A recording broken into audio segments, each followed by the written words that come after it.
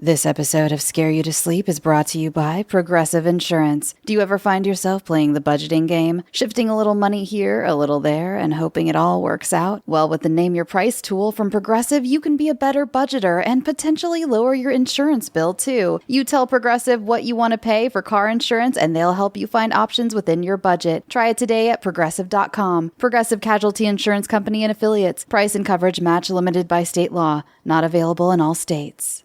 The game has only just begun. Radio Silence directors Matt Bettinelli-Olpin and Tyler Gillette are back for round 2 with their new horror comedy film, Ready or Not 2, Here I Come. Samara Weaving returns as Grace, the battle-worn and bloody bride, and is joined by stars Katherine Newton, Sarah Michelle Gellar, Sean Hattasey, Nestor Carbonell, David Cronenberg, and Elijah Wood. After Grace marries into a mysterious family and is forced to play a life-or-death game of hide-and-seek, she emerges victorious. But what she didn't know is that by winning, she triggered a whole new twisted battle. This time with her estranged sister Faith at her side, the duo faces a shadowy group of rival devil-worshipping families who control the world, and they must fight to the bloody death for the ultimate prize. 2 times the kills, 2 times the satanic rituals, and 2 times the human combustion. Don't miss the full tilt insanity, Ready or Not 2, Here I Come, when it hits theaters March 20th. This week's episode is sponsored by the retro supernatural slasher, Blood Barn. Set in the summer of '85, Blood Barn follows Josie and her 6 closest friends as they gather for one last weekend at her family's secluded barn before college. But when a long-buried family secret is disturbed, a malevolent spirit awakens, possessing them one by one in a brutal quest for revenge.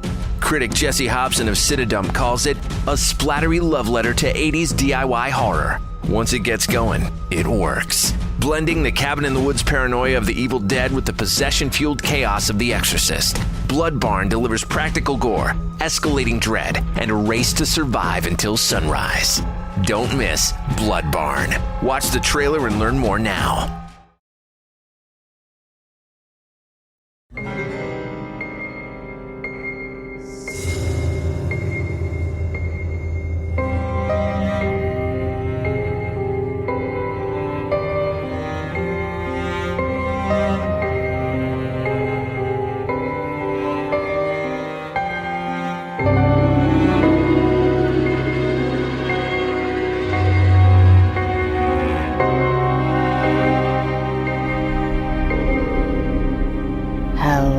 And welcome to Scare You to Sleep. I'm your host, Shelby Novak, and I'm here to read you a bedtime story. This is another story that I wrote a while ago that I've dug up and dusted off and realized in hindsight that my subconscious was trying to tell me something at this time in my life that I couldn't see while writing it. But here we are now in the future, and I'm so happy to share one of my more darkly whimsical tales. This was previously featured on the Creepy Podcast in 2023. Please enjoy, Dear Geoffrey.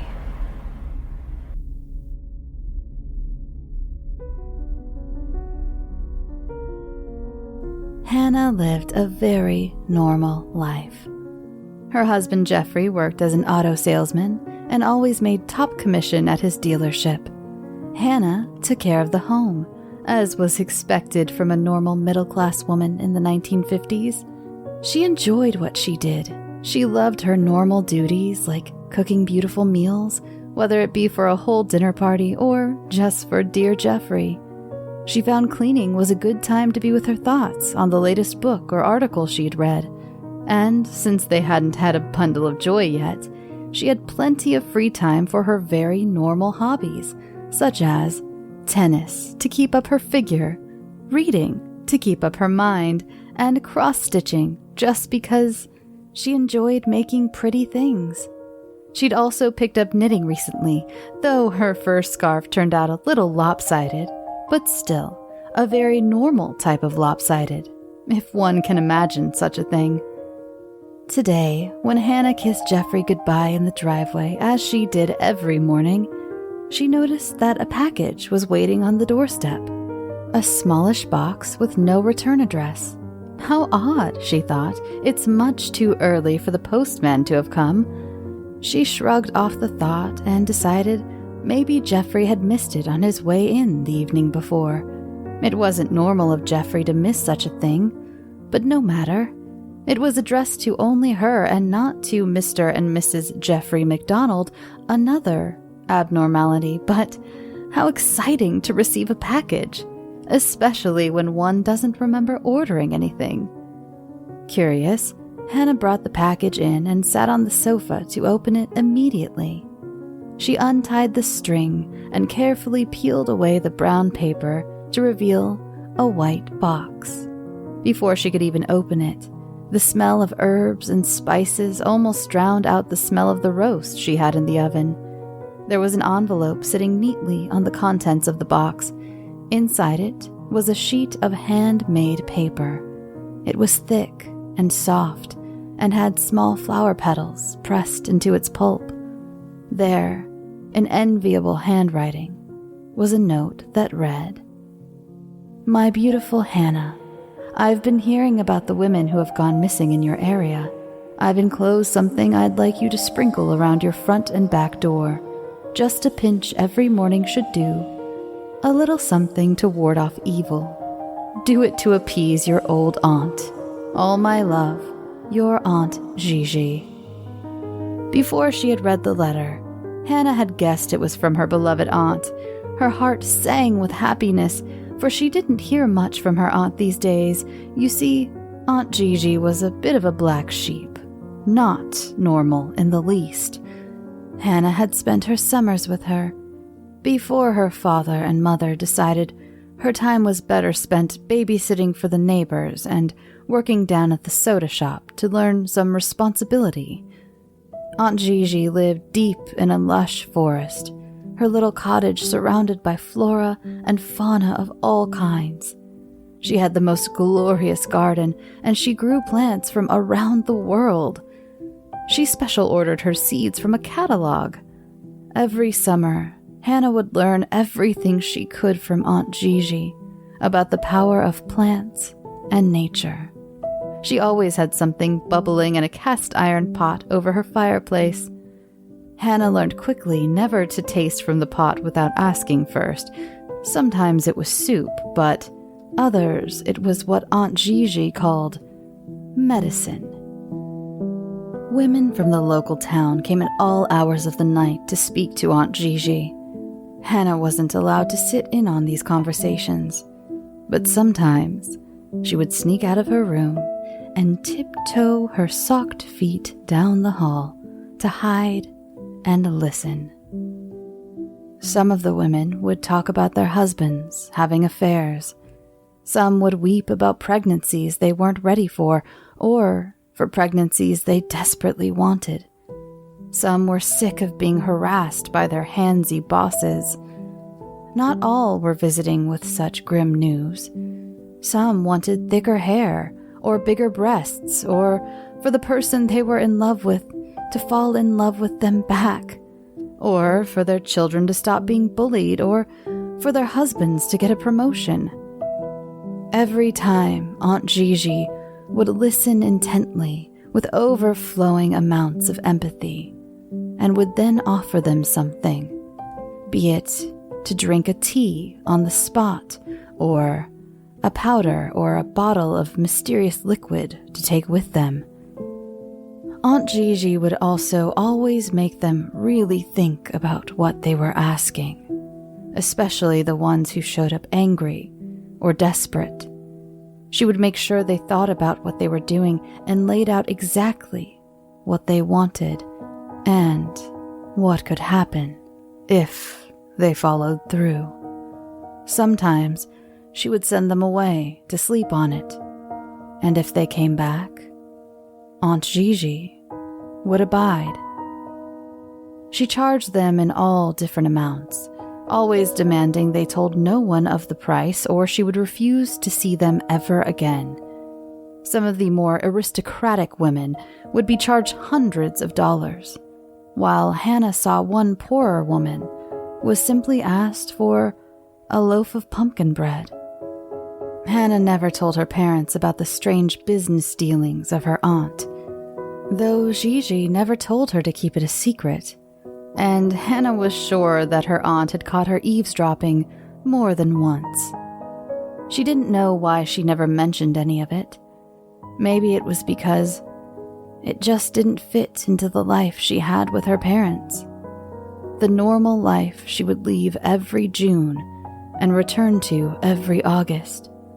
It felt like if she spoke about it out loud, the words would just float away on the wind, unable to be heard by the ears of her stern father and anxious mother, both of whom, she came to realize, sent her away every summer, not to spend quality time with her aunt among the trees and birds and garden, but to be out of the way.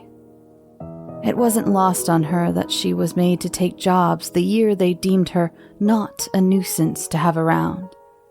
She no longer clumsily let soapy plates slip and break when she washed them. She had learned to be a help in the kitchen.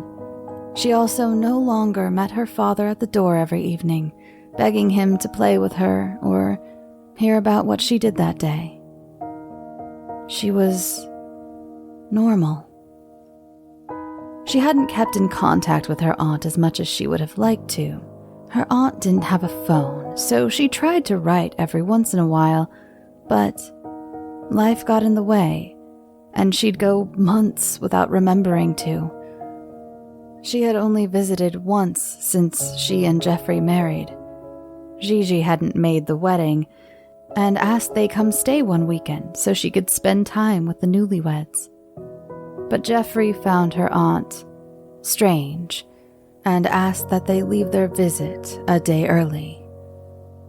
In the car ride home, he told Hannah he could see why the rest of the family didn't have much to do with Gigi.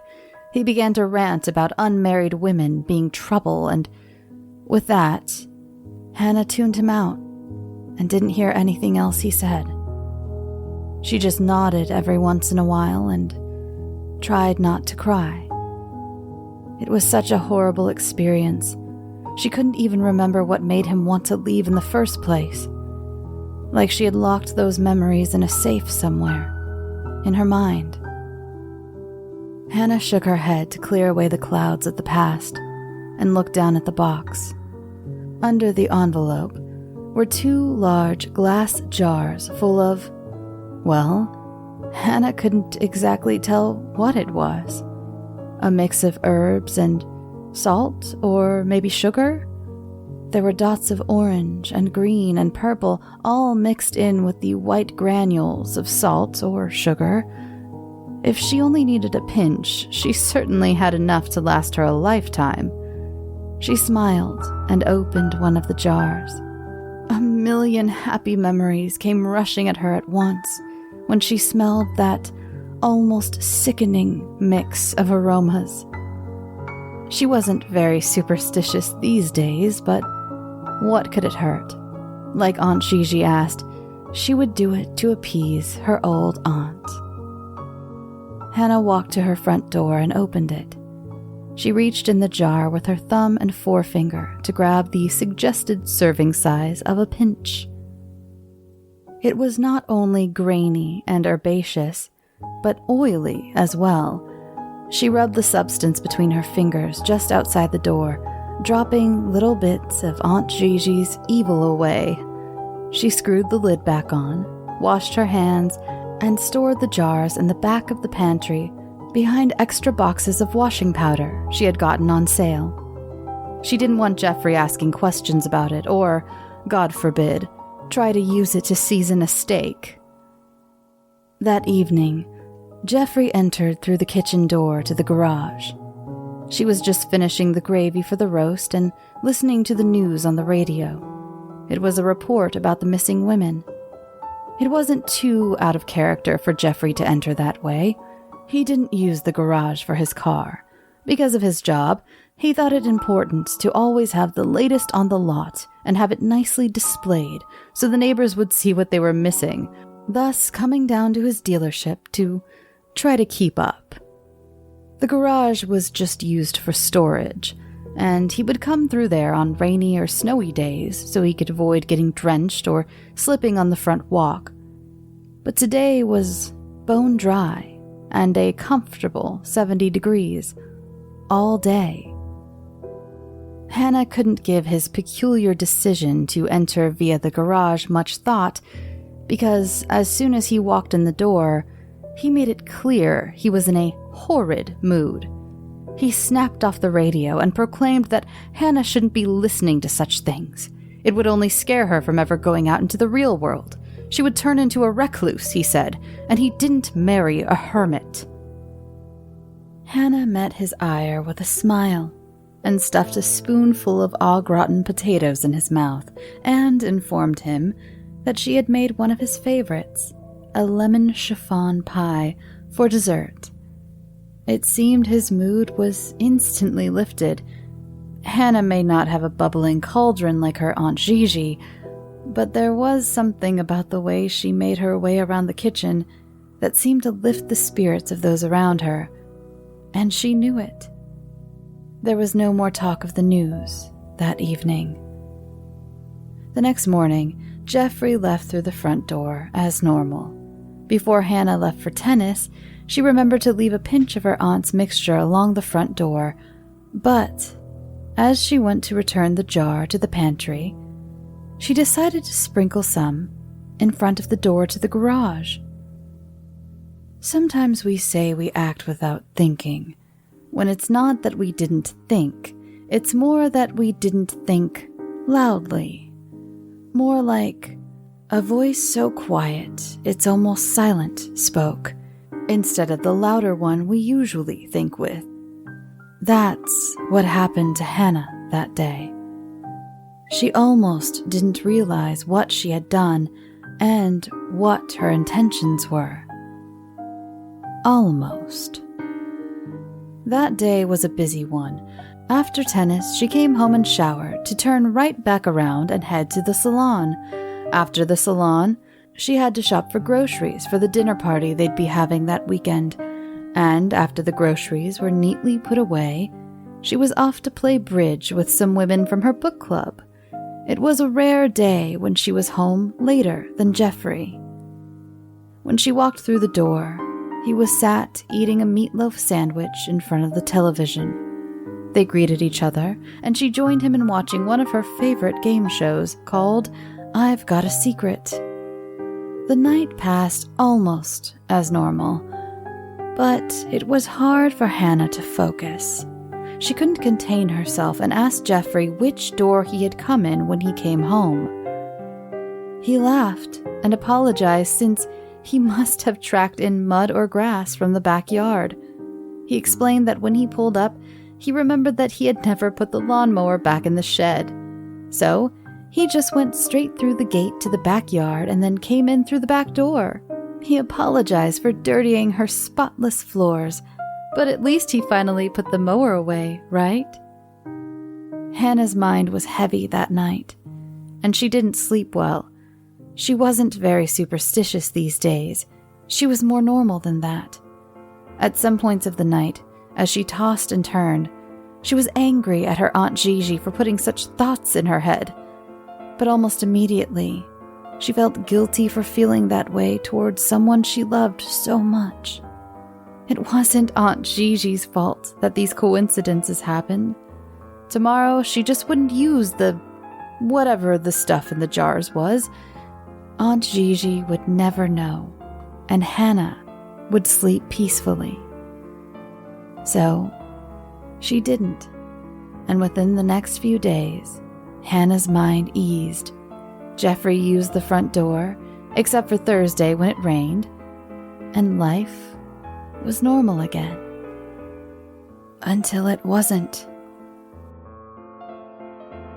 This episode of Scare You to Sleep is brought to you by Progressive Insurance. Do you ever find yourself playing the budgeting game, shifting a little money here, a little there, and hoping it all works out? Well, with the Name Your Price tool from Progressive, you can be a better budgeter and potentially lower your insurance bill, too. You tell Progressive what you want to pay for car insurance, and they'll help you find options within your budget. Try it today at Progressive.com. Progressive Casualty Insurance Company and Affiliates. Price and coverage match limited by state law. Not available in all states.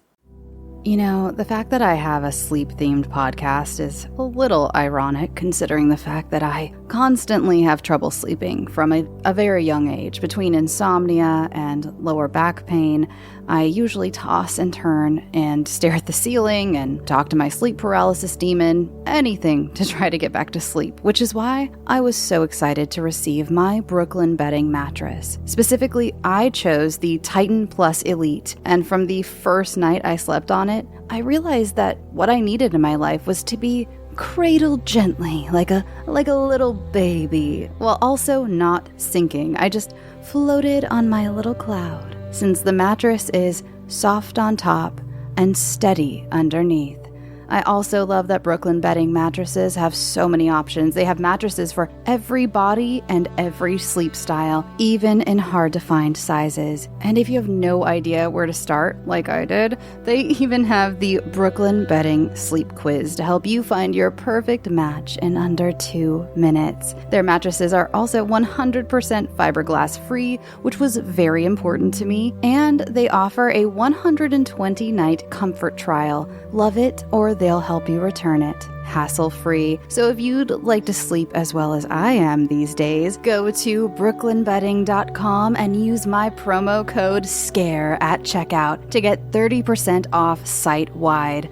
This offer is not available anywhere else. That's brooklynbedding.com and promo code SCARE for 30% off site-wide. Support my show and let them know I sent you after checkout. brooklynbedding.com, promo code SCARE. The next Wednesday, Hannah heard the postman arrive and dropped the mail in the tin box by the front door. She went to retrieve it and yelled a quick thank you and how is the wife and kids to Fred, who had been bringing their mail since the McDonalds had moved into the little ranch-style home. Hannah kicked away some remnants of Aunt Gigi's concoction that was still on the porch, and as she did, she clumsily dropped the mail. She wasn't usually clumsy these days. She hadn't been since she was a girl. As she scolded herself for her lack of poise, she bent to pick up the mail, and there, exposed by the now scattered pile, was an envelope. Her name spelled out in enviable handwriting. Hannah almost forgot to gather the rest of the mail before she went inside to immediately open the letter. Inside the envelope was another slip of beautiful handmade paper.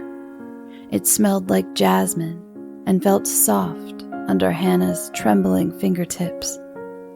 It read, "Had to write. Had a dreadful dream about you, my darling. Remember to use the salt. Write back soon. Love always, Aunt Gigi. P.S. It can be used on Windows as well." Hannah made a mental note to write back to her aunt, but not before taking her advice and using the salt once more. She went to the pantry to retrieve one of the jars and, somehow, after so many years of not dropping soapy plates, first the mail, and now the large jar slipped through her fingers and shattered. The oily salt mixture went everywhere. It scattered to all corners of the small pantry floor. Hannah grabbed her broom and dustpan immediately and got to work cleaning. She wasn't sure she had gotten quite all of it, but Geoffrey wouldn't exactly be inspecting the pantry floors. She was more worried about the smell. The smell of herbs and spices and oils filled the kitchen. She swept and mopped, but still the smell lingered. So, Hannah did what came naturally to her. She made onion jam. She spent hours sweating and slow cooking pounds of onions. There was no way the whole neighborhood didn't smell the onions coming from her kitchen. She scolded herself as she stood there, her freshly done hair wilting under the steam of onions. Once again, she had let her aunt's irrational hooey get under her skin. She had a household to run and a husband to look after. Her aunt just didn't understand that. For a second, that lasted longer than she cared to admit. She even considered what Geoffrey had once said about unmarried women causing trouble. The guilt crept back in, and she realized what she needed to do. In order to get all this nonsense out of her head, and as to not disrespect her aunt's wishes, she would scatter the salt. She would do it tomorrow morning. She would prove to herself that Geoffrey would come through the front door as normal, and she would send a polite thank you card to her aunt to let her know she appreciated the gift and she used it just as she said. She wouldn't have to lie to Aunt Gigi, and she would be able to sleep in peace next to her husband again. That evening, Geoffrey called to say he'd be late. Hannah didn't question it. In fact, she breathed a sigh of relief that the smell of both onions and of Aunt Gigi's salt would have more time to dissipate. She couldn't even remember the excuse he had, probably something to do with inventory. It didn't matter. She could read her latest book in peace and open all the windows to air the place out. It was a nice night, anyhow. Hannah had fallen asleep while reading on the couch, but was awoken by Geoffrey standing over her, demanding to know what something was. As her sleep-fogged brain began to clear, she could see in the light of her reading lamp that her husband was holding a jar. He was holding the jar. He looked crazed, almost unrecognizable. It was not a side of Geoffrey she had ever seen before. He demanded to know what the jar was. When she hesitated, he told her he knew it was something from that lunatic up north, that he wouldn't have secrets in his house, so she better just confess. Hannah was in shock. Before she could answer, and she was going to answer truthfully, he grabbed her by the wrist and dragged her off the couch. It was like he was possessed. Sometimes Geoffrey could be a real jerk, but never violent. He picked her up by her hair and pushed her towards the kitchen. He demanded she dump the contents of the jar in the sink and wash it down the drain while he watched to make sure she got rid of every last speck of this witchcraft. It was the first time he had said it. No, it wasn't. That's right. The first time he used that word was when they visited Aunt Gigi. That was the part Hannah had locked away. But it all came tumbling back as Geoffrey ranted. He called her a Satan worshiper, a heathen, a witch, all while Hannah opened the jar and watched every oily granule fall into the basin of the sink. She turned on the hot water, and as the steam rose, Geoffrey only seemed to get angrier. He told her he never wanted to have to do this, but he needed to make sure she never brought this type of thing into their home again. And as he raised his hand to her, she looked him in the face and saw it. A scratch on his cheek. Something so insignificant and something she wouldn't have normally seen until the next day, where he could have lied and said he cut himself shaving. And she would have believed him. The smallest amount of blood was crusted around it.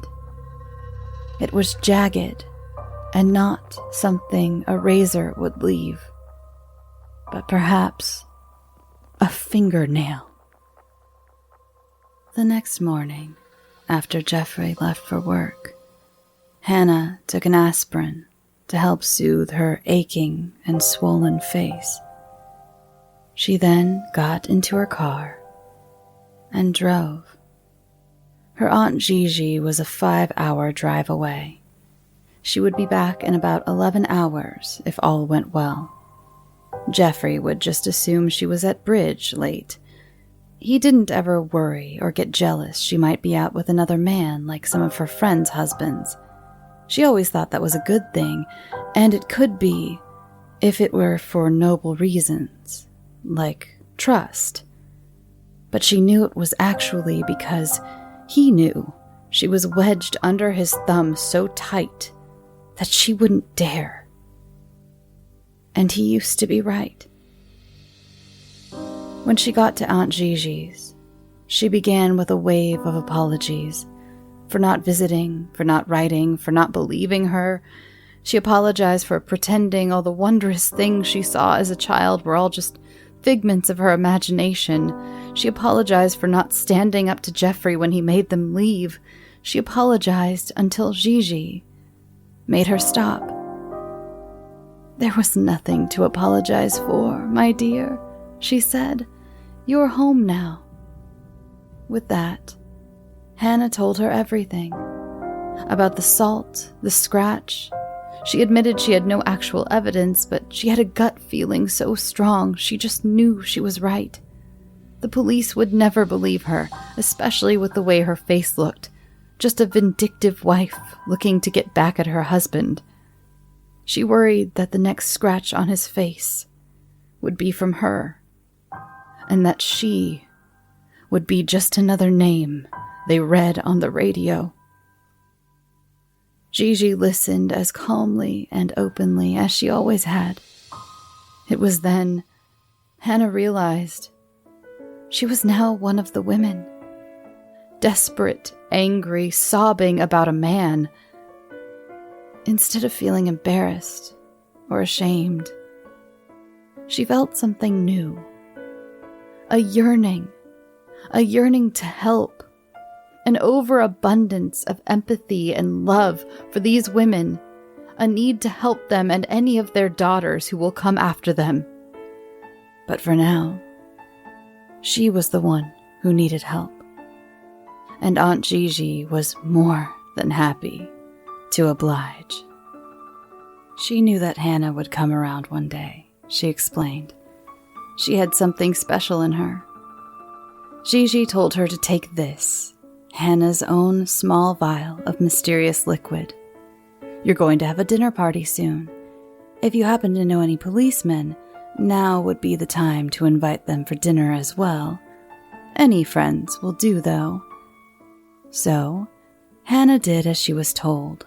She didn't know any policemen, but one of her book club friends was married to a fireman, and another to a lawyer. Those were close enough, right? She spent the next 2 days calling around, inviting guests, cleaning the house, brining and braising and baking, all for the perfect dinner party. Perhaps her last suburban dinner party. She wore a new dress, yellow with little blue flower details along the hem. The dinner went swimmingly, and for the final course, she brought out individual ramekins of bread pudding. She carefully set Geoffrey's in front of him and sat back to enjoy the show. In a matter of minutes, Geoffrey began to look drowsy and drunk, and with a sleazy wink at his wife, the kind only a car salesman could make, he began his confession. While he went into great detail of what he had done with all the missing women, where he hid them, how he kept his trophies in his desk at work, and how the reason he always had a new car was so he could get rid of each one he had transported a body in, the fireman had already grabbed the McDonald's phone and called for the police. Geoffrey had odd moments of clarity, where he turned to his wife and accused her of witchcraft, telling the table that she had poisoned him. No one seemed to believe him. He wasn't dying, after all. It would have been easy to poison him, Sure, but Gigi had assured her that an eternity of rest didn't seem fair. No, he needed to spend the rest of his life thinking about what he'd done in the cell of a maximum security prison. His whole life stripped away from him. Hannah didn't worry about losing the house, or that her book club friends stopped calling, or that the country club canceled her tennis appointment and turned her away for, in their words, decency's sake, and all the other things you lose when you're a housewife whose husband turns out to be a monster. No, she decided to pack up her car and leave the suburbs for good. Normal is nice for some, but for Hannah, she needed a cottage in the middle of the woods, a bubbling pot over a fire, and the guidance of her aunt in the healing and nurturing of those seeking help. She thought back on Geoffrey's red and screaming face, calling her a witch. She laughed, as if that was a bad thing.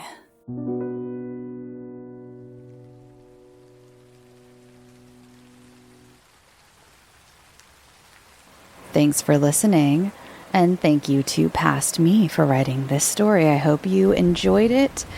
I was going to say I hope it inspired you not to poison your husbands, but just, maybe make some changes in your life, because I sure did. If you like this show, please follow it on social media at scareyoutosleep. And if you like to follow me personally, you can follow me on Instagram at Shelby B. Novak. And you can follow the Facebook group, or join the Facebook group, the Scare You to Sleep Facebook group. There's also Scare You to Eat, the spin-off of the main group, where we all talk about food that we've made or just food that we've gotten. Food in general. We celebrate food. If you have a story you'd like considered for the show, please send it to scareyoutosleep@gmail.com. Please put in the subject line whether it is a true story or a fictional one. And yes, there was a teensy bit of a delay on that Q&A episode. It will be coming out. I will be actually hopefully recording that this weekend.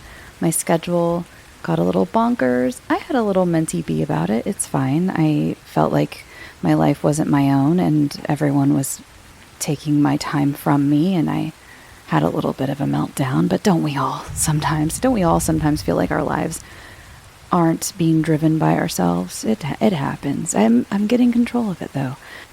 I have not baked anything this week, but I did leave a message for myself one evening this week to find the next day, because nighttime me knew that morning me wouldn't remember, and I'm glad I did. It's I guess I was once again in a weird tapioca mood. I don't know what's wrong with me lately, but it just said tapioca, mango, coconut toasted.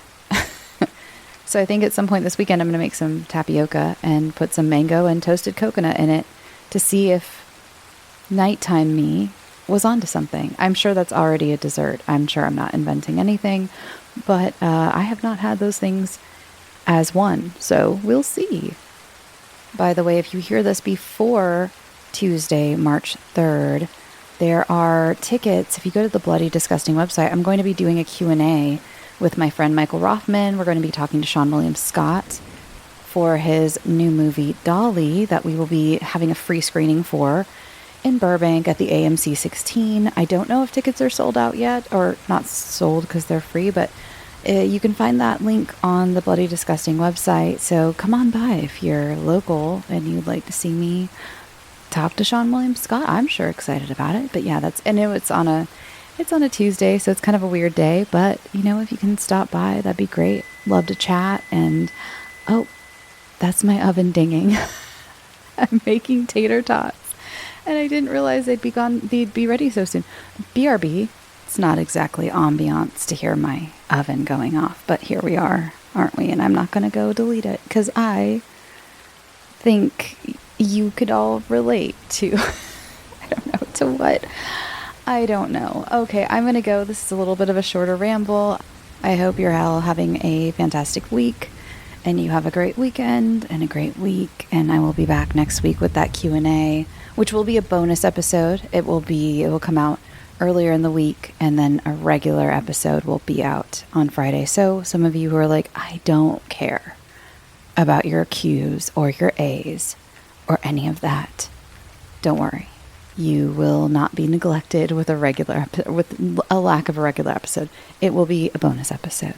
So I will see you next week, and go get some sleep. Sweet dreams.